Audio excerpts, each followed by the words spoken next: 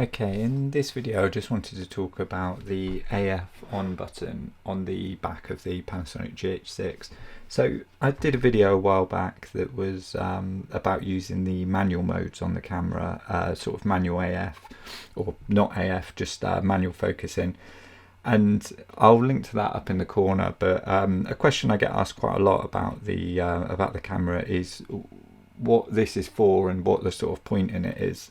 So we can just quickly run through, how we could use it and why we might use it. So if we switch the camera on, I've got a 25mm lens on, so hopefully I'll be able to lock onto a couple of these things on the table. So essentially, if we're in, again, if you sort of don't understand the autofocus dial, I'll link to a video up in the corner about that, and it will give you a bit more information about what these things mean on the dial, but I'm just going to kind of run through them as we go. But yeah, if we're in S, so just a single focus, and then we hit the AF on button on the back, you can see it's just doing what we'd think it would do. We can just keep pressing it and it will just keep focusing on different things. If we hold it down, it's not going to refocus for us. It's only going to focus on one thing. So, and then that's essentially how that works. So it's as expected, it's doing exactly the same as we'd expect our shutter button to do. And if we jump into continuous focus and use the AF button, you can see it's actually continuing to refocus. So everything we're focusing on and holding the button down is actually continuing to do the same. So again, it's doing the same thing we'd expect the shutter button to do in that instance. And one good thing about it, if we switch into manual, I haven't got a lens where I can switch into manual mode, but if I switch into manual focus here, obviously your lens will need to have autofocus. You can't use this on a lens that obviously doesn't have autofocus, but if you jump into manual focus, it actually just gives you an option to just lock focus once, and then obviously you're using manual focus, so from there you can use AF on, lock on, and then you can sort of dial in your focus, which in this case has actually done a really good job. You can see the focus peaking on my camera is picking up that it's in focus.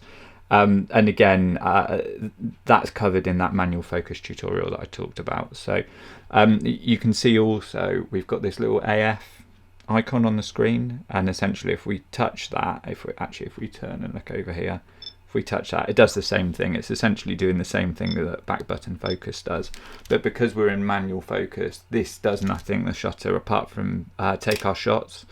So it's just giving us a really quick way to lock focus, and then we can take the shot. So a nice thing about this, the back button focus, is if you're in, say, single focus, every time you shoot, you can keep shooting the same thing, but it's going to focus every single time, even if we're just on the same subject. Whereas if we're actually in manual mode, we can just fire as many shots as we like. It's much quicker because we're not focusing every single time in between shots. So it's just given us a much quicker way to lock focus once, and we can keep firing off shots, and we're not just constantly having to refocus. And you can actually do that with a back button focus. If we're in the single mode, we can actually just lock on once. So if we lock onto this lens here, we can hold the button down, we can keep shooting, and then you can see if I drift off here to this guy that's completely out of focus, I can actually just keep firing off shots, which in that instance is pointless because he's out of focus, but is essentially giving us the same thing that we had in manual mode. So if we lock on once, I can just keep firing shots, and it's not refocusing every time. So we're essentially getting quicker shots out of the camera just because it's not having to do all that refocusing every time. And it's a pointless refocus because I'm stood at the same distance to the lens isn't going anywhere. So in that instance, it's very useful. And like I say, if you're in continuous, it doesn't really work that way, because it's just going to it keeps refocusing on things. So if you've got it held down, it keeps doing that. So it's really just a way to give you a way to be able to shoot things very quickly. So there's quite a lot of situations where that can be quite useful. And obviously, you know, if you're in manual focus, if you're way out of focus, which I probably can't go that far out, but you can see, you know, I can spin the lens, or I can just hit back button focus, and it's just really quick. It just does that really quickly for me, and then I can just make minor adjustments, and it's just a much easier way to work. So the back AF button does have like a lot of uses. You know, in some ways it is just the same as the front one, but it does have those little extra features. We can use it in manual mode, and we can use it in single focus mode to lock on once and then just keep firing shots off without having to refocus. So it's got two good uses there. And another thing probably to bear in mind, although we're primarily talking about photography here, but if you're in the manual video mode as well, single focus isn't really useful in that mode. But you know, if we're in either of the auto modes, it's essentially continuous focus. But if we jump into that one, again, we should be able to hit our AF button. I'm a bit too close to it, and we can use that to lock on again, and you can see we're getting the option for this down here as well. So we can actually use those manual focus options in the video mode too, but really just for manual focusing, it's not got a lot of use outside of that really. But there are quite a lot of different shooting options on the camera. We've got things like touch focus, touch shutter. I can link to a video above about that, with all kind of different touch options. Some people like that; they like to use the screen to drag focus, or to actually take shots from the screen. So, like I say, you know, this is generally referred to as back button focusing, but it's really just a style of shooting. It doesn't suit everything. You know, there's different styles for different things, and you know, we've even got things like, you know, I tend to, for video, I have the focus switched off on there because I don't want the focus. Sorry, I have the I have this switched off for video. I don't like that to be the recording button for video. I just use these ones and that one to focus. And we've got options like you can have half press shutter. So, you know, maybe if you're trying to catch something really quickly, I mean, say, for example, a bird in flight. I started doing that. Sorry, I've turned that one off. Oh, sorry, it's because I'm in the video mode.